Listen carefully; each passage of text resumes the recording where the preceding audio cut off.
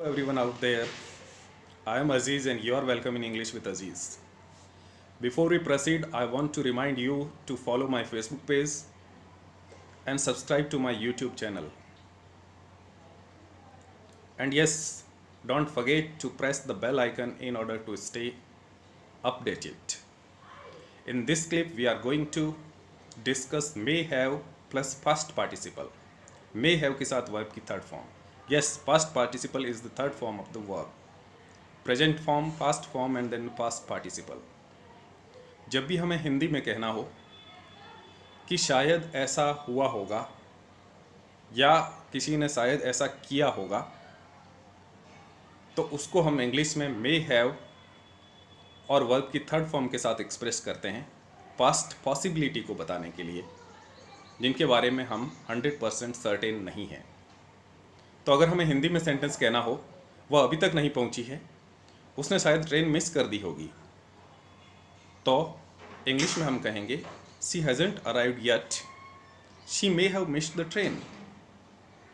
She hasn't arrived yet, she may have missed the train.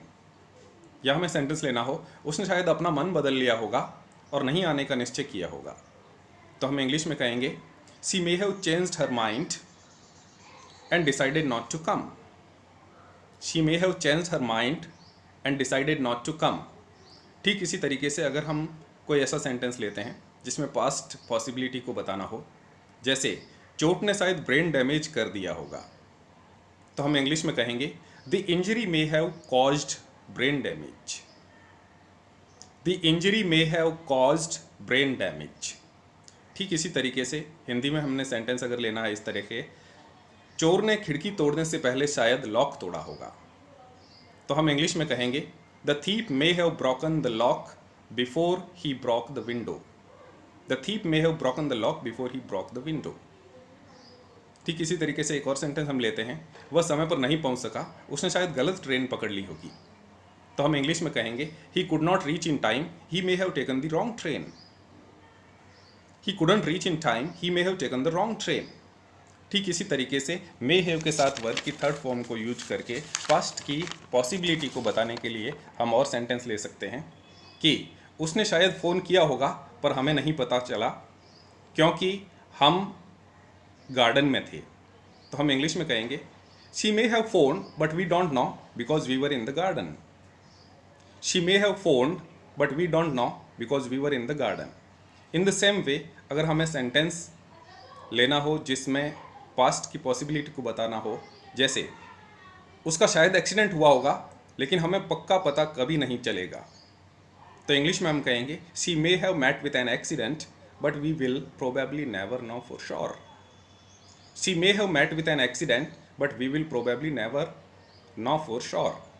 ठीक इसी तरीके से हम और सेंटेंस लेते हैं, उसने शायद कुछ नहीं किया होगा, पास्ट की पॉसिबिलिटी को बताने के लिए, तो इंग्लिश में हम कहेंगे he may not have done anything at all. He may not have done anything at all. ठीक उसी तरीके से एक और सेंटेंस लेते हैं, उसने काम पर जाने से पहले शायद चाबियां ले ली होगी, तो हम इंग्लिश में कहेंगे she may have taken the keys before going to work. She may have taken the keys before going to work. या फिर एक और सेंटेंस लेते हैं, कामरान ने दूसरी दफ़ा शायद काम अच्छा किया होगा, तो इंग्लिश में हम कहेंगे Kamran may have done the job better the second time. Kamran may have done the job better the second time.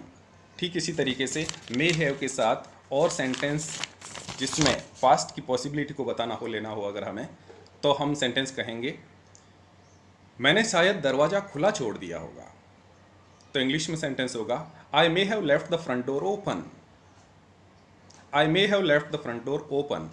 ठीक इसी तरीके से एक और सेंटेंस लेता हूँ मैं, मुझे तुम्हारा लेटर नहीं मिला है, शायद ये पोस्ट में कहीं खो गया होगा, तो मैं इंग्लिश में कहूँगा I haven't received your letter, it may have got lost in the post.